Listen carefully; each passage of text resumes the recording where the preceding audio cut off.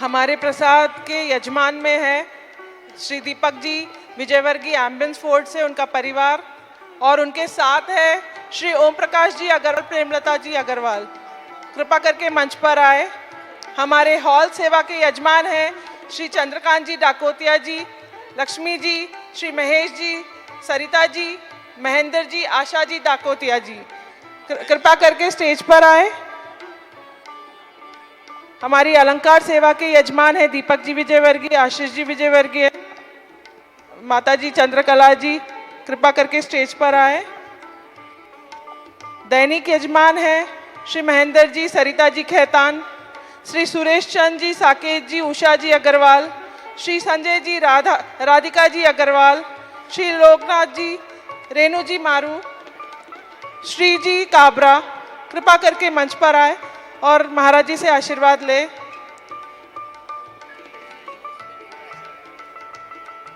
हमारे बीच में श्री विजय जी अग्रवाल है, जो हमें गौ ग्रास से हमें सहयोग देने के लिए उन्होंने कोशिश की है। तो मैं विजय जी अग्रवाल को मंच पे बुलाना चाहूंगी।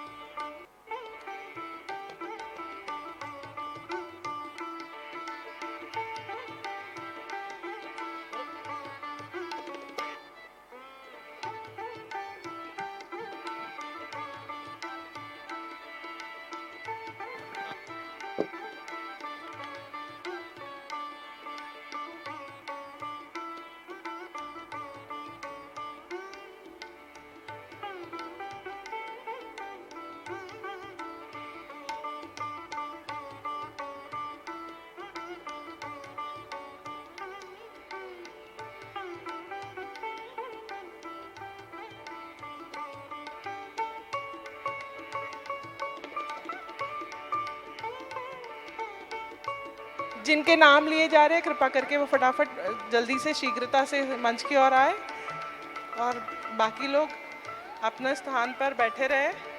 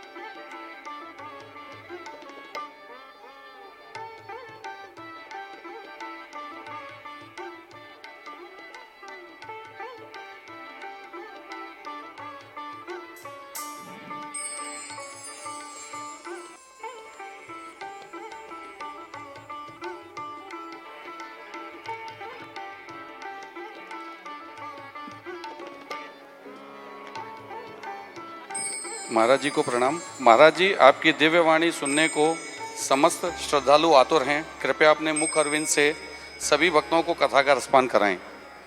जय गौ माता, जय गोपाल।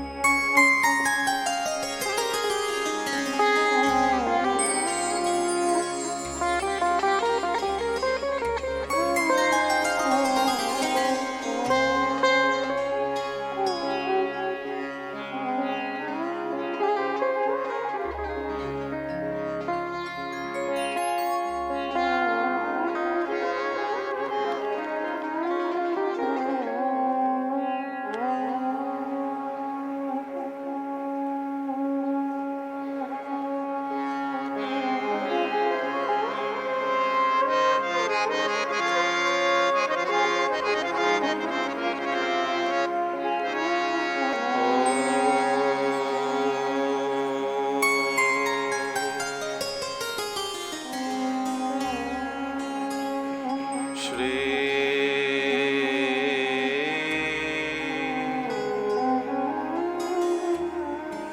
कृष्णाय नमः।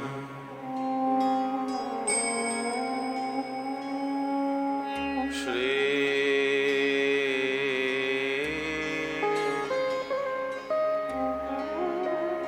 गोपीजनवल्लभाय नमः।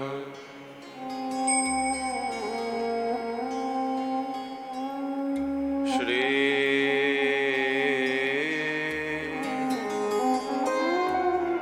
मदाचार्य चरणकमलेभ्यो नमः।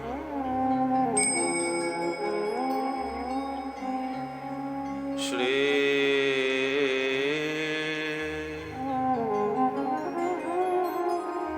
गोसाई जी परम दयालवे नमः।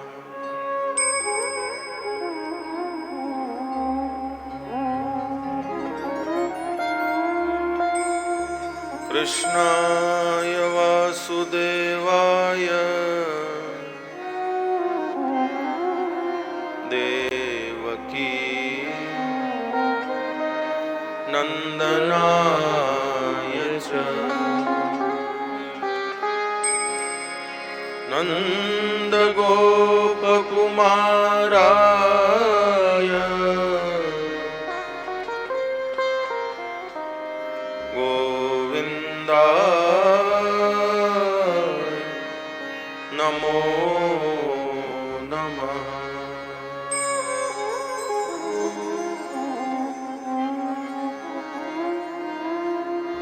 प्रभो नंदकुमारो में स्वामिनी वृषभानुजा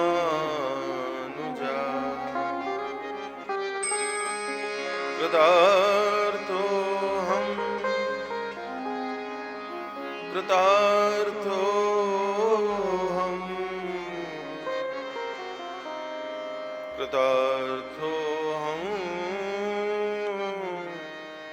न संशय।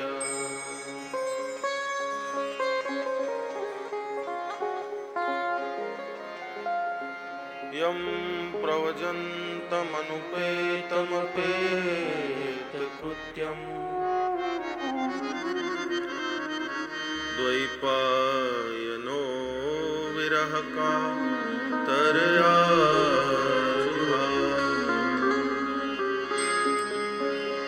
पुत्रेति तन्मयतया तरवोऽभिनेदो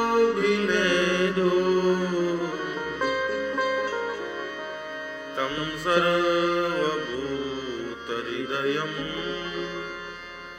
मुनिमानतोऽस्मि।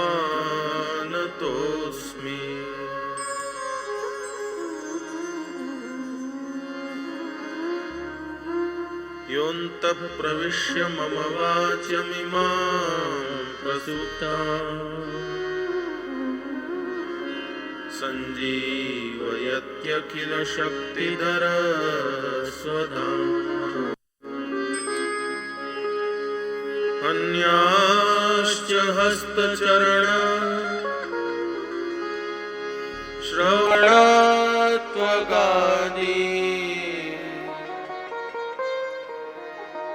प्राणान्नमो भगवते पुरुषाय तुभ्यम्।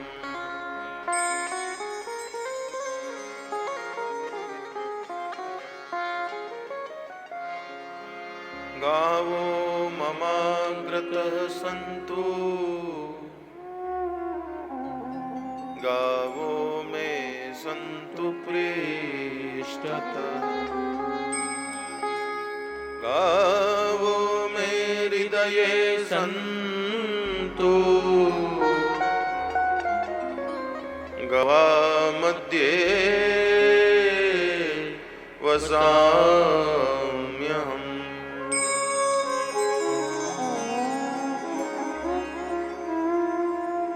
वाञ्छाकल्पतरुभ्यश्च कृपा सिन्धुभ्यैव च पतितानां पावनेभ्यो वैष्णवेभ्यो नमो नमः।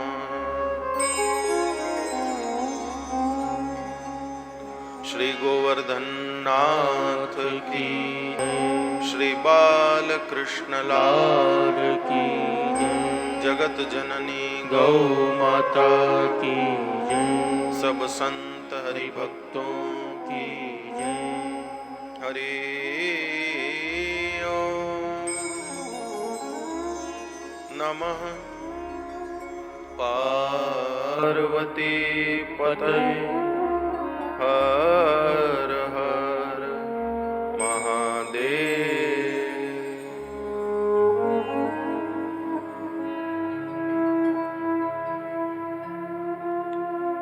श्री जगन्नाथ जगन्नाथ जगन्नाथ पाहि मां। महाबाहो महाबाहो महाबाहो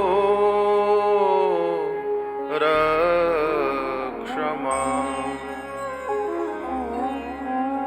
जय जय श्री राधे, जय जय श्री राधे, जय जय श्री राधे।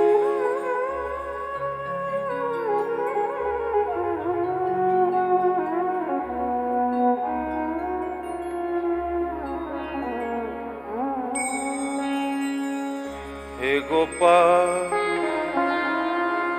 राधा कृष्ण गोविंद गोविंद। राधा कृष्ण गोविंद गोविंद। हे गोपाल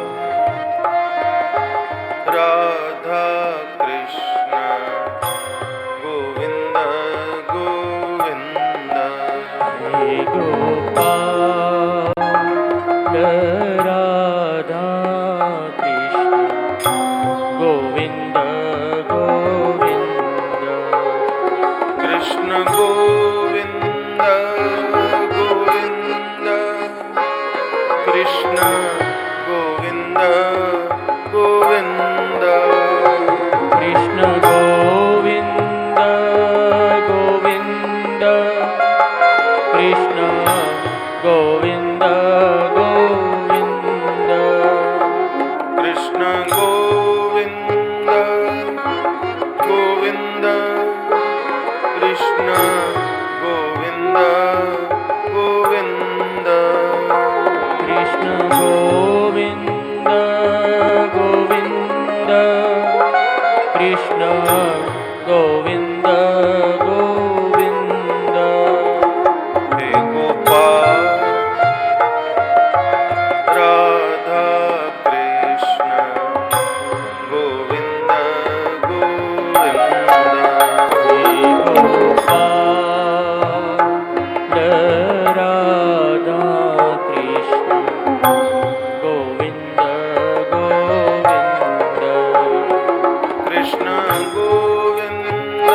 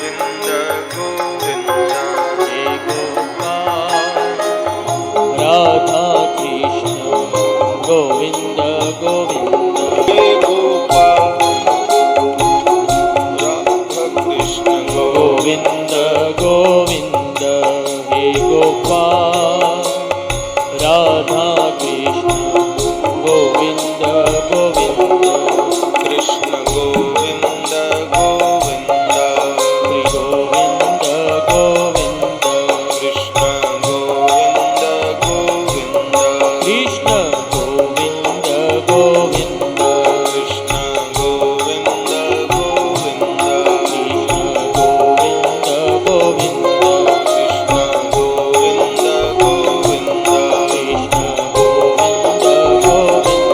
कृष्ण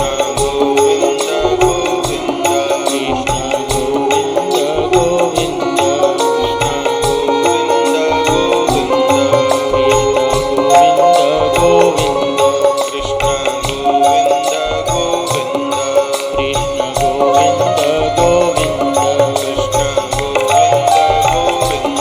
कृष्ण गोविन्द गोविन्द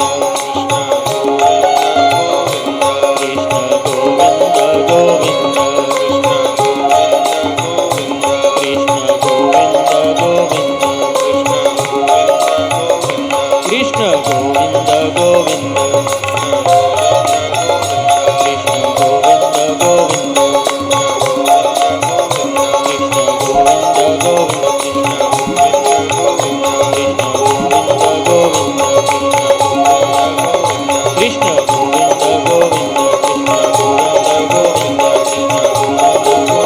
कृष्ण गोविन्द गोविन्द गोविन्द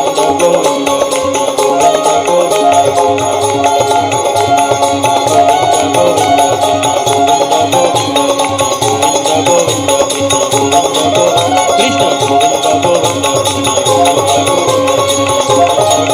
कृष्ण गोविन्द गोविन्द कृष्ण गोविन्द गोविन्द कृष्ण गोविन्द गोविन्द हे गोपाल राधा कृष्ण गोविन्द गोविन्द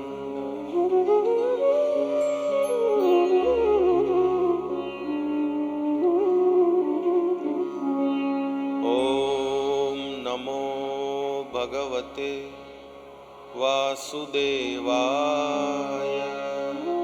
ॐ नमो भगवते वासुदेवाय ॐ नमो भगवते वासुदेवाय ॐ नमो भगवते वासुदेवाय ॐ नमो भगवते वासुदेवाय ॐ नमो भगवते वासुदेवाय ॐ नमो भगवते वासुदेवाय ॐ नमो भगवते वासुदेवाय ॐ नमो भगवते वासुदेवाय ॐ नमो भगवते वासुदेवाय श्री सभ्यै नमः श्रीसुरभ्ये नमः श्री सुरभ्यै नमः श्रीसुरभ्ये नमः श्री सुरभ्यै नमः श्रीसुरभ्ये नमः श्री सुरभ्यै नमः श्रीसुरभ्ये नमः श्री सुरभ्यै नमः श्रीसुरभ्ये नमः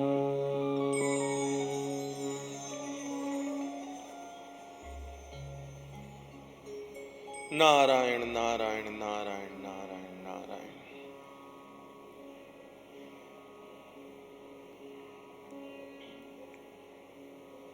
परम कृपालु परम दयालु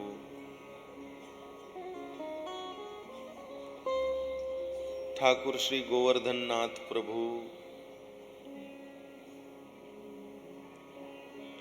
श्री पंढरीनाथ प्रभु, श्री अयोध्यानाथ प्रभु, श्री द्वारिकानाथ प्रभु, श्री रंगनाथ प्रभु, श्री जगन्नाथ महाप्रभु, श्रीनाथ जी के श्री चरणों में दंडवत प्रणाम करते हुए, जगत जननी पूज्या गौ माता के श्री चरणों में दंडवत प्रणाम करते हुए, सभी संत हरिभक्त वैष्णव आचार्य एवं समस्त भगवत स्वरूपों के श्री चरणों में दंडवत प्रणाम करते हुए, भगवती तुलसी महारानी के श्री चरणों में दंडवत प्रणाम करते हुए, सभी भूदेवताओं के श्री चरणों में दंडवत प्रणाम करते हुए, आप सभी को खूब खूब दंडवत प्रणाम।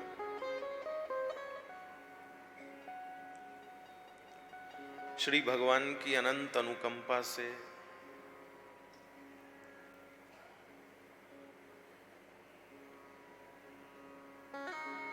गो महिमा के प्रचारार्थ, सेवार्थ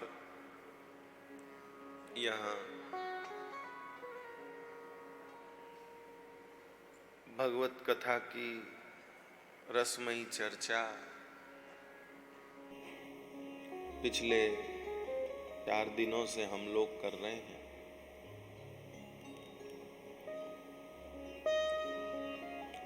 आज कथा का 5वां दिवस है। कल भगवान श्री कृष्ण का प्राकट्य उत्सव हम सब ने दर्शन किया।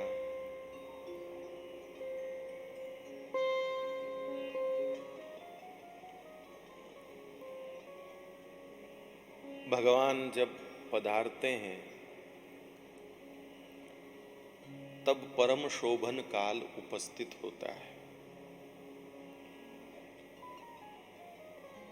अथ सर्वगुणोपेतः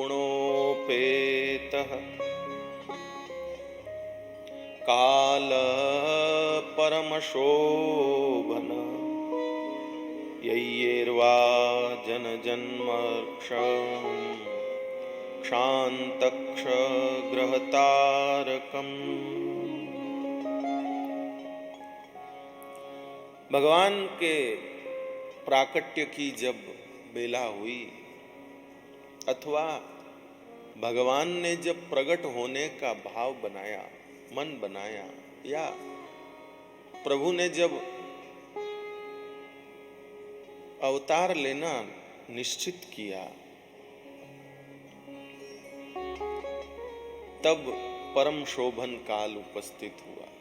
अथ सर्व गुणोपेत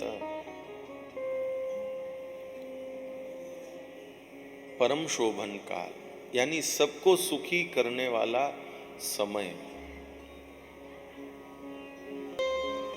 बाकी हर समय, हर कोई समय सभी के लिए एक समान सुखदायी नहीं होता है।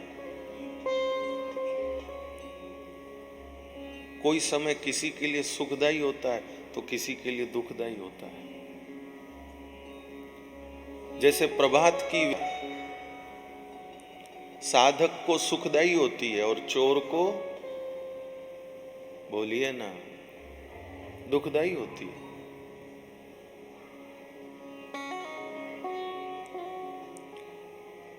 साधक जो होता है वो तो प्रातःकाल होते ही सुखी हो जाता, अब मैं साधना करूंगा, अपने प्रभु का स्मरण करूंगा। तो हर समय ऐसा होता है, किसी के लिए सुखदायी होता है, किसी के लिए दुखदायी होता है।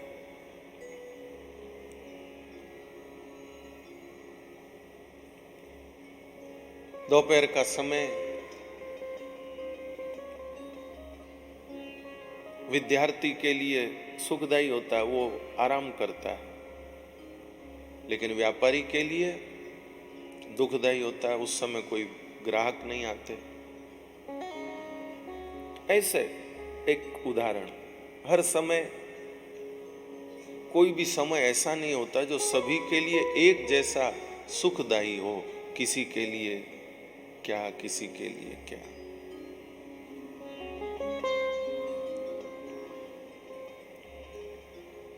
अब जिस किसान ने खेत में बीज लगाए हैं, बीज बोए हैं, उसके लिए वर्षा सुखदायी है। और जो अपना घर बना रहा है और उसकी सब घर बनाने के सामान, मिट्टी आदि आदि सब बाहर रखे हैं और वहां जोरों की वर्षा हो जाए तो वो उसके लिए दुखदायी हो गए। तो हर काल किसी के लिए सुखदायी तो किसी के लिए दुखदायी होता है।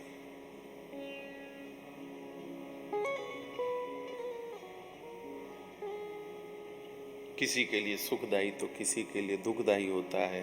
लेकिन प्रभु जब पधारते हैं वो काल सभी के लिए एक समान सुखदायी होता है। धरती से लेकर के आकाश तक और आकाश से ऊपर भी सब लोक तक और भूमि से लेकर नीचे भी सब लोक तक, यानी अखिल भुवन में सभी लोकों में वो काल सबसे सुखदायी होता है जिस काल में प्रभु पधारते हैं।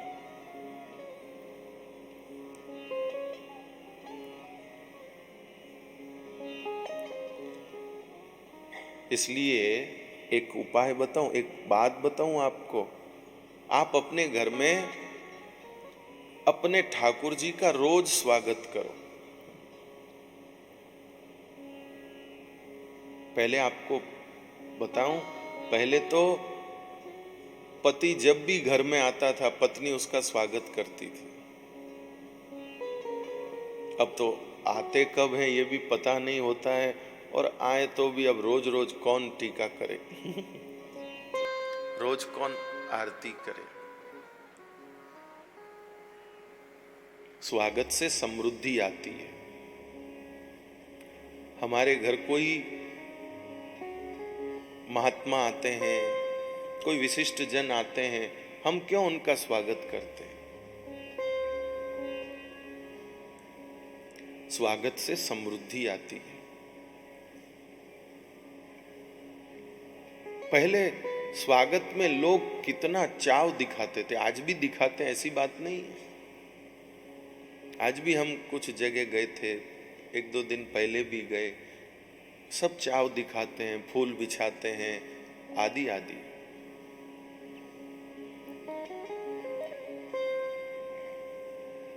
लेकिन ऐसा चाव हर जगह नहीं देखने को मिलता है,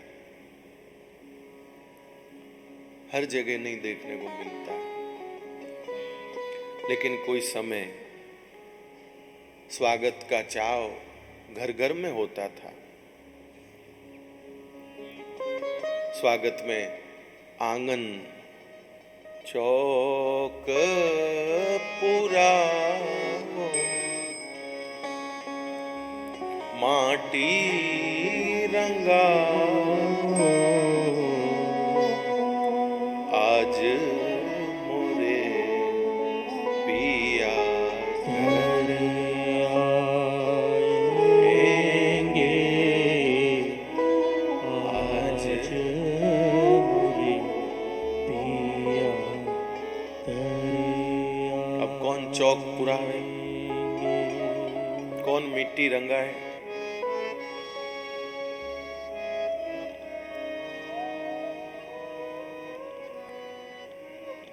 पहले रंगोली बनाते थे, आंगन गोबर से लीपा जाता था, उस पर रंगोली, मंगल कलश धरे जाते थे। अब तो रंगोली भी वो आ गई, बनी बनाई, उसको ऐसे ऐसे सेट कर दो, जचा दो, हो गई रंगोली। स्वागत से समृद्धि आती है, इसलिए स्वागत हमेशा करना चाहिए।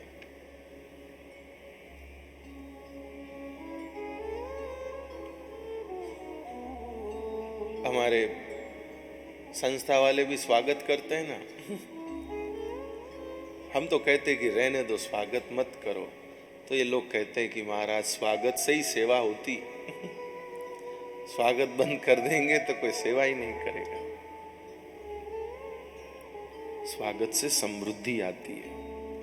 तो अपने घर रोज ठाकुर जी का स्वागत करो। रोज सोचो आज हमारे घर भगवान आया। अरे वो तो आपके घर में ही बैठे ना, फिर भी रोज स्वागत। धन्य आजनी घड़ी ते रलियावणी रे, धन्य आजनी घड़ी ते रड़ियावणी रे। हे जी मारा कन्हैया पधार्यानी बधावणी रे। हे मारा कन्हैया पधार्यानी बधावणी रे। धन्य आजनी घड़ी ते रलियावणी रे। धन्य आजनी घड़ी ते रड़ियावणी। रोज ठाकुर जी का स्वागत करिए। आपके घर में हमेशा अत्सर्व गुणोपेत काल परम शोभन, आपके घर में हमेशा परम शोभन काल रहेगा, परम शोभन काल रहेगा। आप अपने घर में रोज प्रभु का स्वागत करिए, प्रतिदिन प्रभु का स्वागत करिए।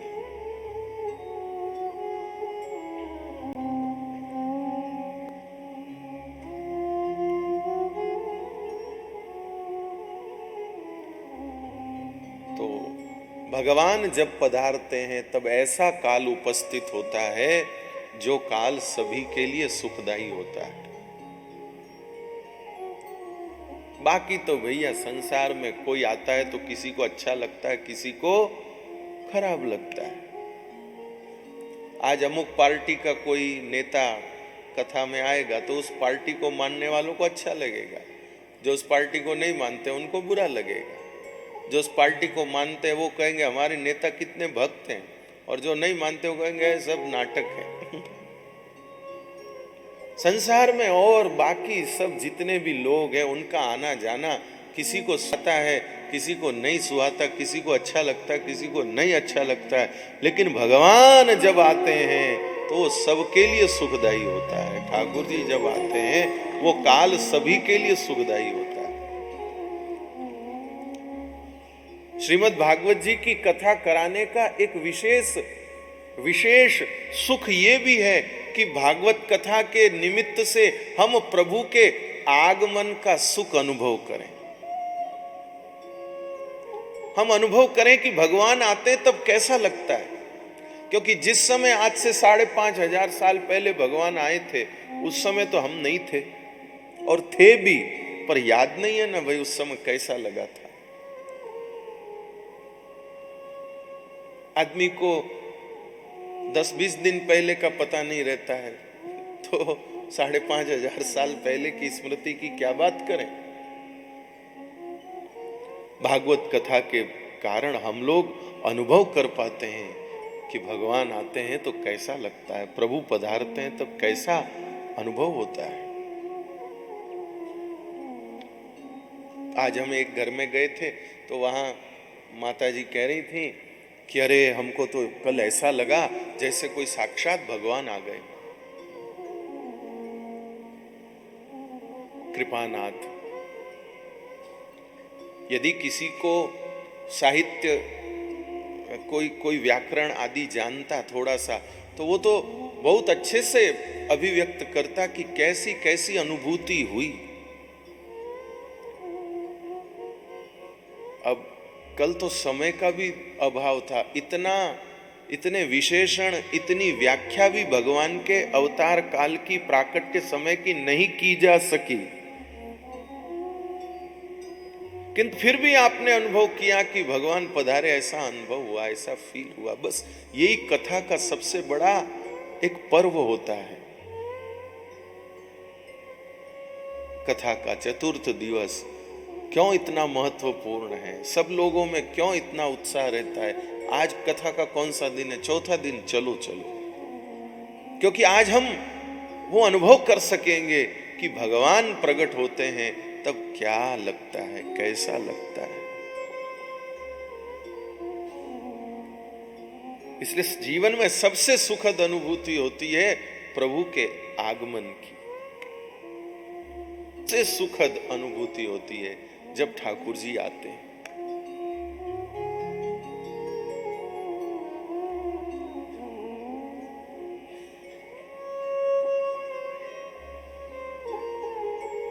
कृपानाथ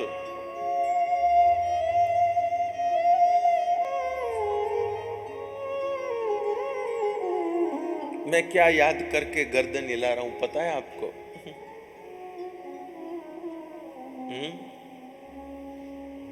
कोई बता सकता है? वैसे तो नहीं बताया जा सकता, क्योंकि मेरे मन में चल रहा है, वो कैसे बताया जा सकेगा। लेकिन फिर भी कोई हाँ, कुछ करीब पहुंचे आप।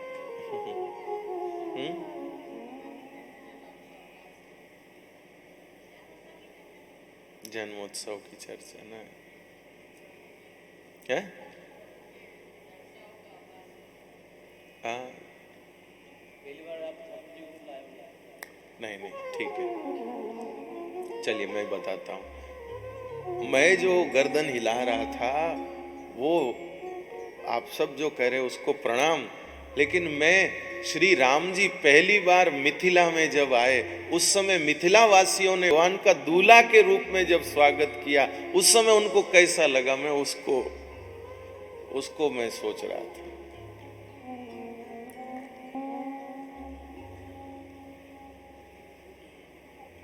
आई है बारात देखो विविध प्रकार है, सखी घर घर मंगल है। आई है बारात देखो। वैसे तो भगवान पहले भी आ गए थे, राम जी पहले से ही आ गए थे मिथिला में, लेकिन मिथिला वासियों को राम जी का स्वागत करने का अवसर कब मिला? जब भगवान दूल्हा बनके दूल्हा सिया के सजनवा,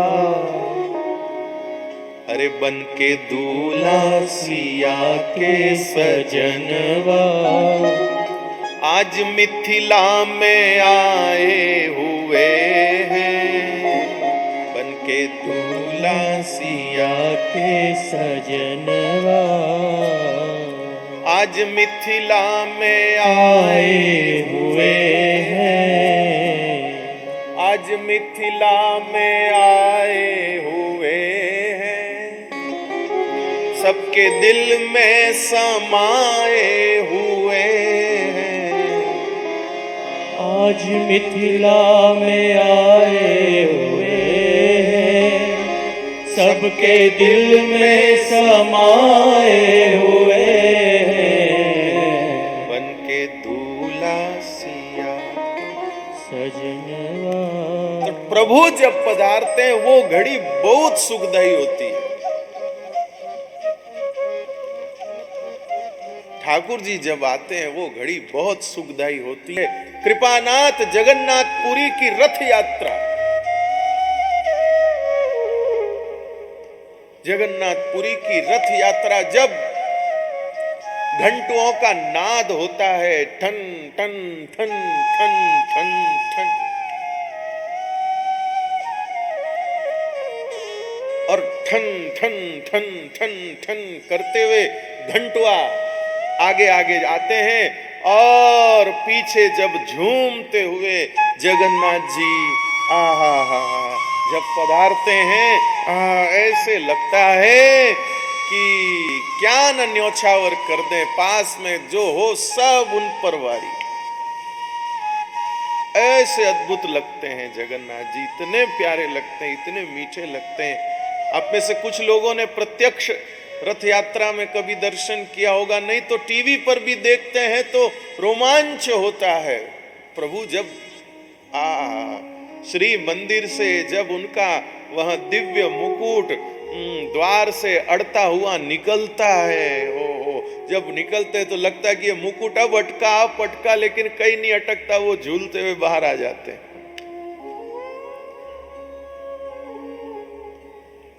वो घड़ी इतनी दिव्य होती है, इतनी दिव्य होती है, इतनी दिव्य होती है कि पूछिए मत।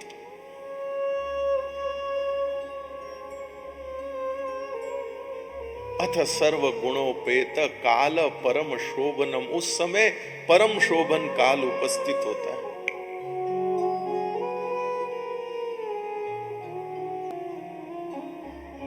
कृपानाथ, मेरी दृष्टि में तो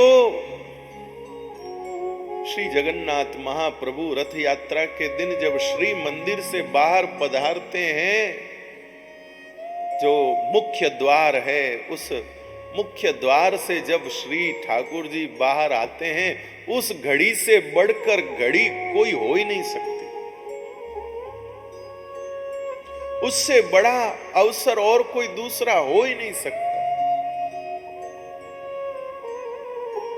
साक्षात परब्रह्म आते हैं, साक्षात परब्रह्म।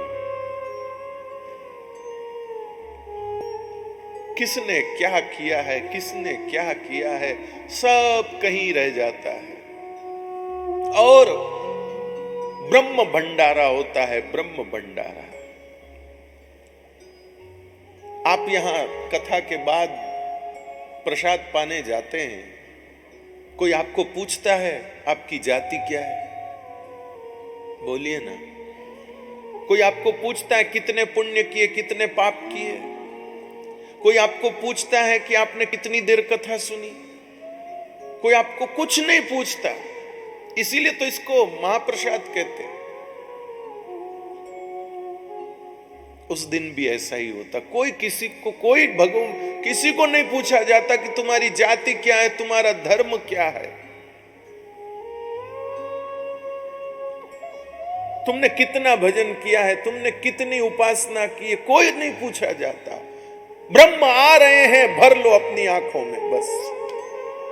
भगवान आ रहे हैं, भर लो अपने नेत्रों में।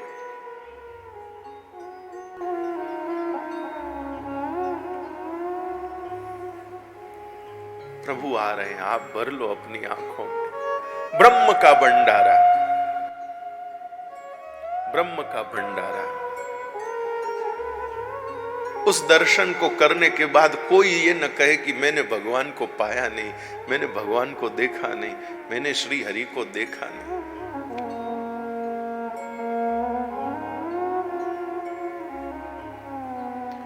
मेरा तो दृढ़ दृढ़ दृढ़ दृढ़ दृढ़ दृढ़ दृढ़ दृढ़ विश्वास है, जिसने श्री मंदिर से आते हुए श्री जगन्नाथ जी को देख लिया, रथ में विराजमान होते हुए श्री जगन्नाथ जी को देख लिया, फिर उसने संसार में और कुछ देखा न देखा कोई महत्व नहीं रखता है, कोई महत्व नहीं रखता। जिसने वो देख लिया, सब देख लिया।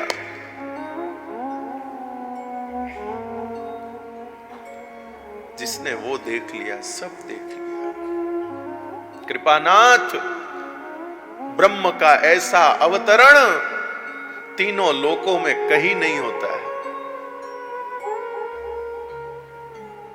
ब्रह्म का ऐसा अवतरण तीनों लोकों में कहीं नहीं होता है। लोग कहते हैं रथ यात्रा में 15 लाख लोग, 20 लाख लोग। अरे 15-20 लाख लोग तो दिखने वाले होते हैं, करोड़ों लोग तो बिना दिखने वाले भी मौजूद होते हैं, जो करोड़ों की संख्या में होते हैं।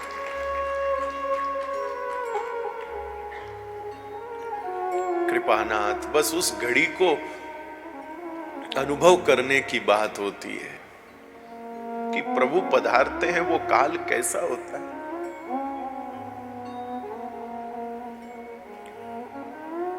मैं मेरे इन साथियों को भी कहता हूं, अब ये लोग कितना ध्यान देते हैं इनको ही पता है, कि हम लोग बहुत भाग्यशाली हैं कि जो हमको महीने में कितनी बार भगवान के प्राकट्य को गाने का, उसको अनुभव करने का अवसर मिलता है। आपका बच्चा आपको कितना ही प्यारा होगा, लेकिन क्या साल में 2 बार जन्मदिन मना सकते हो? बोलो। आपका बबलू है, आपको कितना लाडला है वो, आपको कितना आप उसको प्रेम करते हो, 2 बार जन्मदिन मनाओ ना। उसका जन्मदिन आता तब आपको बहुत अच्छा लगता है, लेकिन 2 बार मना लो, 3 बार मना लो, कौन रोक सकता है आपको? महाराज मनाया ही नहीं जा सकता। क्यों? क्योंकि जन्मदिन के अलावा जब जन्मदिन मनाएंगे तो वो फीलिंग ही नहीं आएगी, वो भाव ही नहीं आएगा। और कृपानाथ, हम तो आज यहाँ कथा हुई है, यहाँ हम वो अनुभव ले रहे हैं, इसके बाद श्री नाथ द्वारा में कथा होगी, हम वहां भी वही फीलिंग लेंगे, वही आनंद वहां पर भी हम लेंगे। ये सबसे दिव्य मधुर संधि है हम लोगों के जीवन की। आप लोग अगर इस बात को अनुभव कर सको तो हम लोगों को महीने में 4 बार, लगभग हर महीने में 4 बार, या कभी कोई भक्त कथा का प्रसंग हो गया तो अलग बात, नहीं तो हम लोगों को भगवान का जन्म उत्सव मनाने का, आनंद लेने का अवसर प्राप्त होता है।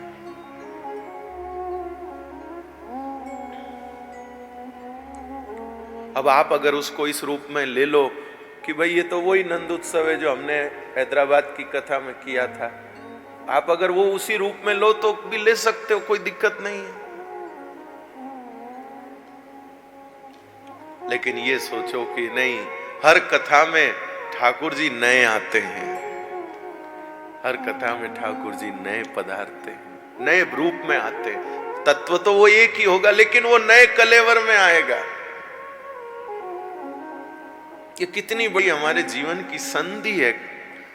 घमंड करना नहीं है, लेकिन एक मीठा गौरव होता है मन को। आज सुबह पत्रकार बंधु आए थे, वो पूछ रहे थे अब तक कितनी कथा करी। कुछ मैंने कहा मेरे पास स्पष्ट संख्या नहीं, फिर वो अपने हिसाब से जोड़ बिठा रहे थे। लेकिन क्या बताएं, क्या बताएं, कब से नंद घर आनंद भयो जय कन्हैया लाल की चल रहा है जिंदगी में।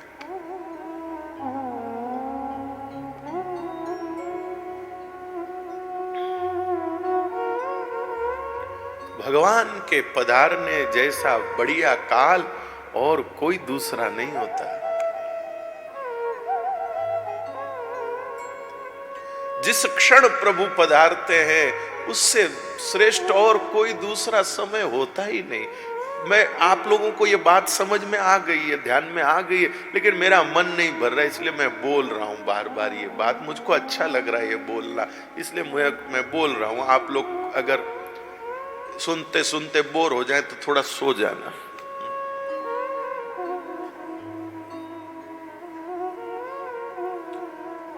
लेकिन मैं सोचता हूं ये बात आपके मन में बिठा दूं, आपके दिल में ये बात बैठ जाए। प्रभु पधारते उससे सुंदर समय और कोई दूसरा नहीं।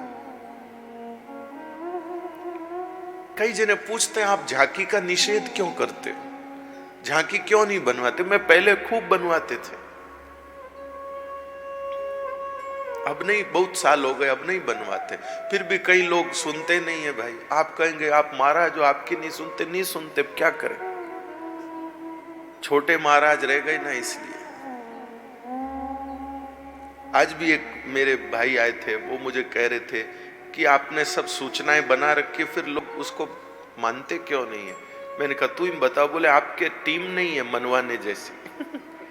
आपकी जो टीम नहीं है, ऐसे लोग जो पीछे पड़ जाए, एक हवा बना दे, बात मनवा दे, ऐसी क्या करें, नहीं है, नहीं।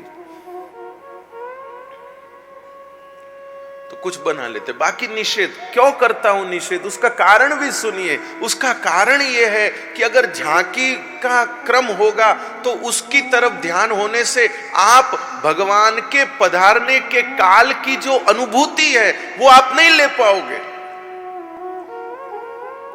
आप उसका अनुभव नहीं कर पाओगे। अब भैया भगवान की झांकी में अब आप हैदराबाद वाले हैं तो आप कोई दिल्ली से तो किसी को बुलाओगे नहीं झांकी में, आपके घर परिवार के परिचित ही बनेंगे, तो निश्चित रूप से आपका ध्यान उसी में रहेगा कि वो कब आएंगे, वो कैसे दिखेंगे, हम देखें। और आप इतने बड़े मौके से चूक जाते हैं इस झांकी के चक्कर में कि कह नहीं सकते। भगवान पधारने वाले, ठाकुर जी पधारने वाले, आप उस काल को अनुभव करो भैया। ये बार बार घड़ी नहीं आती है।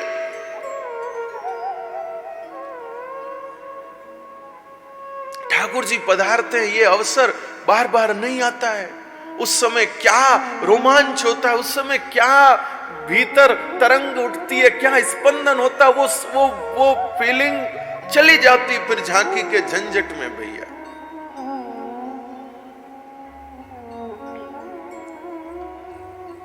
इसलिए कथा का सबसे महत्वपूर्ण पक्ष होता है प्रभु के प्राकट्य के काल को अनुभव करना।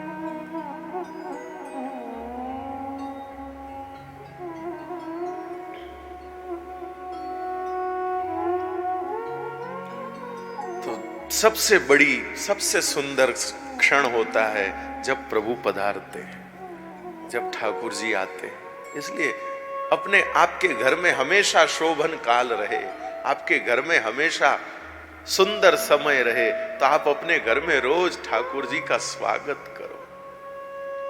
रोज घर के बाहर रंगोली निकालो। अब जबकि ठाकुर जी तो घर में बैठे, कोई बात नहीं, रोज मंगल कलश धरो।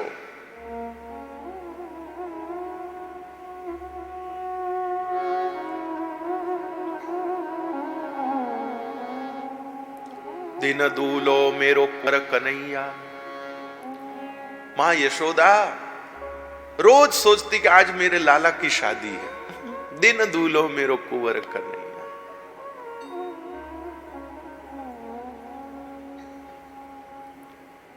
नित उठ मंगल कलश धरावत, नित ही बंधन वार बंधैया।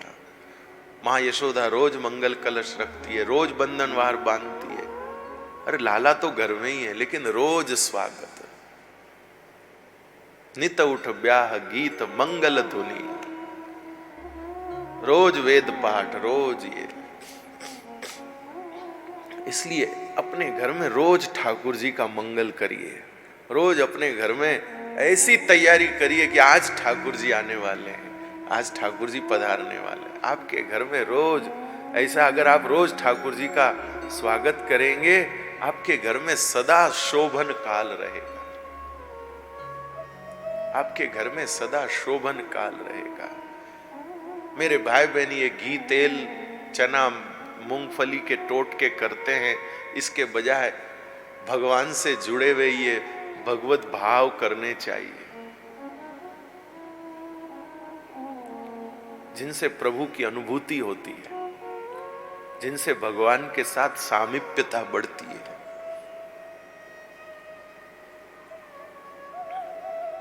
तो कृपानाथ, परम शोभन काल उपस्थित हुआ जब प्रभु पधारे। पूरी प्रकृति सुखमय हो गई है, पूरी प्रकृति, दिशाएं स्वच्छ हो गई है, आकाश एकदम साफ निर्मल है, उसमें तारे जगमगा रहे हैं। कृपानाथ, बड़े नगर, छोटी बस्तियां, गांव, वो सब चमचमा रहे हैं। कृपानाथ, हीरे की खान होती है, उसमें से अब मैंने तो कभी देखी नहीं, सुनी है कि पत्थर जैसा कुछ निकलता है, फिर उसको तराश करके और हीरे का आकार दिया जाता है। लेकिन जब प्रभु पधारे तो हीरे की खान में से हीरे अपने आप ही बाहर निकल के आ गए। सब जगमग जगमग हो रहा है। सरोवर में दिन के समय कमल खिलते हैं, प्रकाश पड़ता है, दिन के समय कमल खिलते हैं। लेकिन ठाकुर जी जब पधारे तो रात्रि में ही कमल के फूल खिल गए, रात्रि में ही कमल के पुष्प खिल गए। कृपानाथ, जिस मार्ग से प्रभु का आना था, मथुरा से गोकुल नंद भवन तक, उस मार्ग तक के जो वृक्ष थे वो फूलों से लद गए। जैसे समझो दोनों ओर ठाकुर जी यहां से निकलेंगे तो मानो दोनों ओर फूलों की बंधनवार लग गई।